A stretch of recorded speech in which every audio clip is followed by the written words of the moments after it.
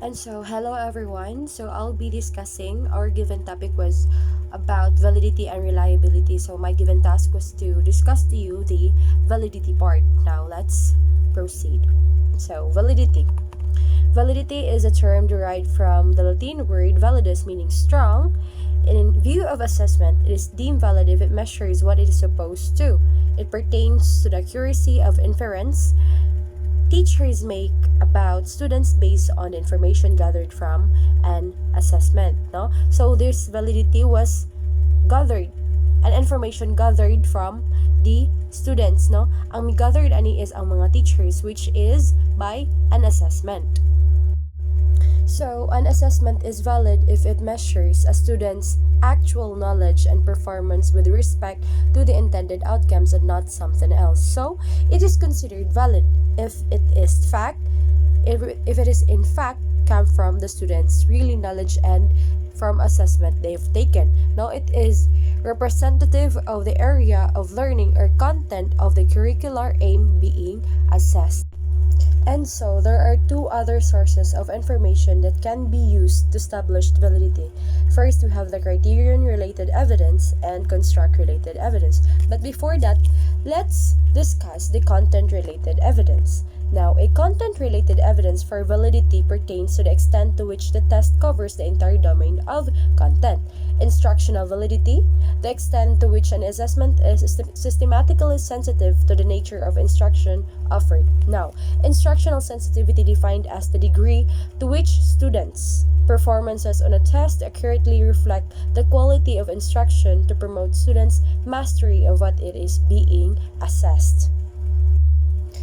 Now, what is a table of specifications, or the TOS? It is prepared before developing the test. It is a test blueprint that identifies the content area and describes the learning outcomes at each level of cognitive domain. It is a tool used in conjunction with lesson and unit planning to help teachers make genuine connections between planning, instruction, and assessment. Now, here's an example or a sample of two-way TOS, or the table of specifications. We have here the learning outcomes, the number of hours, the categories of skills, total number of items, and the percentage or the percentiles. So, Kari, as cited by Notter et al. By 2004, specified 6 elements in TOS development, or the table of specifications development. First, we have balance among the goals selected for the examination. Second, balance among the levels of learning. Third, the test format. Fourth, the total number of items. Fifth, the number of items for each goal and level of learning. And last is the enabling skills to be selected from each goal framework. Now here, test items that demand higher order thinking skills obviously require more time to answer, whereas simple recall items entail the least amount.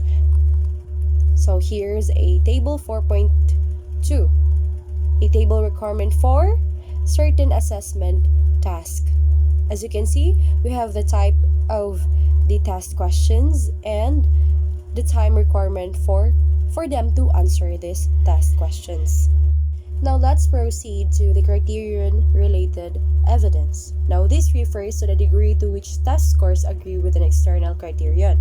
As such, it is related to the external validity.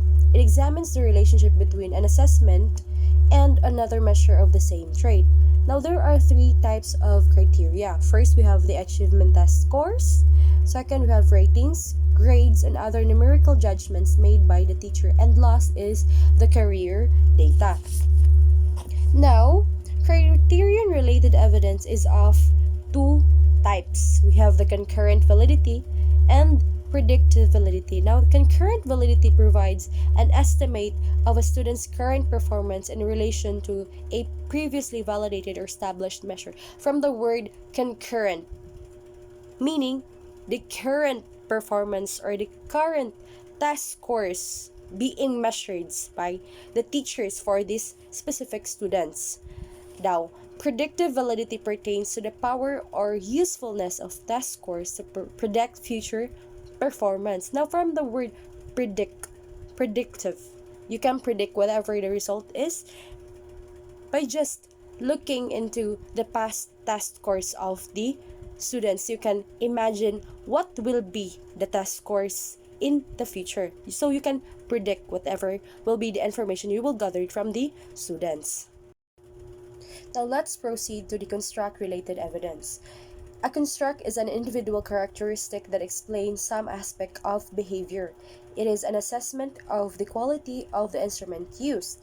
It measures the extent to which the assessment is meaningful measure of an observable trait or characteristics. Now, there are three types of construct-related evidence. We have theoretical, logical, and statistical. Theoretical.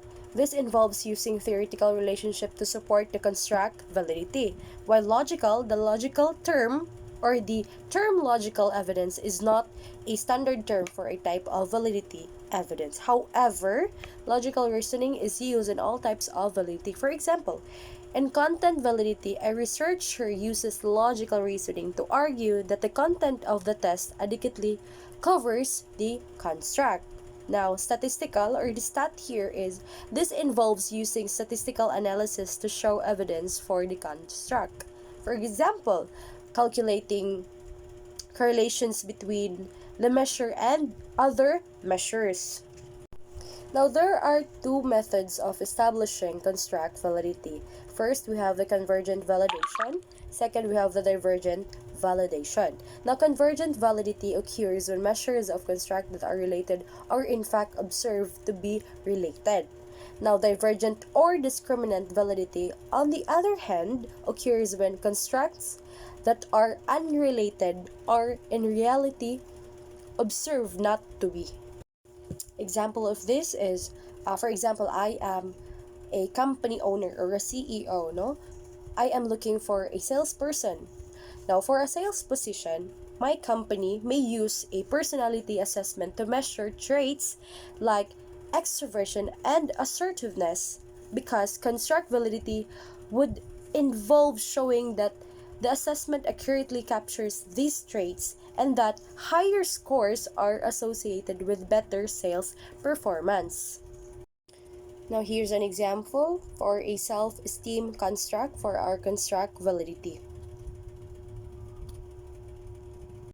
Now, in 1959, Campbell and Fiske developed a statistical approach called multi-trait multi-method matrix, or MTMM.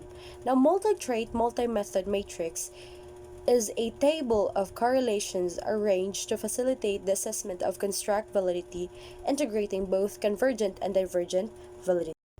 Now, here's an example of multi-trait multi-method matrix, or MTMM. Now let's proceed to the external validity. The generalizability aspects examine how score properties and interpretations generalize to and across populations, groups, context, and task. In view of consequential validity, Misick in 1995 explained that the social consequences of testing may be positive. It leads to improve educational policies, or negative if beset with bias in scoring and interpretation or unethical use. Validity of assessment methods. Moskal in 2003 laid down 5 recommendations. These are intrinsically associated to the validity of the assessment. First, we have the selected performance should reflect a valued activity. Second, the completion of performance assessment should provide a valuable learning experience. Third, the statement of goals and objectives should be clearly aligned with the measurable outcomes of the performance activity. Fourth, the task should not examine extraneous or unintended variables. And last is performance assessments should be fair and free from bias. Now let's proceed to the threats to validity. Miller, Lean, and Gronland in 2009 identified 10 factors that affect validity of assessment results. The first 4 factors apply to traditional test and performance assessments. The remaining factors concern brief constructed response and selected response items. So number 1, unclear task directions. Number 2, complicated vocabulary and sentence structure. Number 3, ambiguous statements. Number 4, inadequate time limits. Number 5, inappropriate level of difficulty of test items. Number 6, poorly constructed test items. Number 7, inappropriate test items for outcomes being measured. Number 8, short test. Number 9, we have improper arrangement of items. And number 10, we have identifiable pattern of answers. Now, by Macmillan in 2007, laid down his suggestions for enhancing validity. These are as follows. Number 1, or first, is ask others to judge the clarity of what you are assessing. Check to see if different ways of assessing the same thing give the same result. Sample a sufficient number of examples of what is being assessed. Prepare a detailed table of specification or your TOS. Ask others to judge the math between the assessment items and the objectives of the assessment. Compare groups known to differ on what is being assessed. Compare scores taken before to those taken after instruction. And last, compare predictive consequences to actual consequences. Compare scores on similar but different traits. Provide adequate time to complete the assessment. Ensure appropriate vocabulary, sentence structure, and item difficulty. Ask any questions first. Use different methods to assess the same thing. And use only for intended purposes. So these are his suggestions for enhancing the validity. Now, that's all for my topic. I hope you've learned from me, and that will be all. Thank you.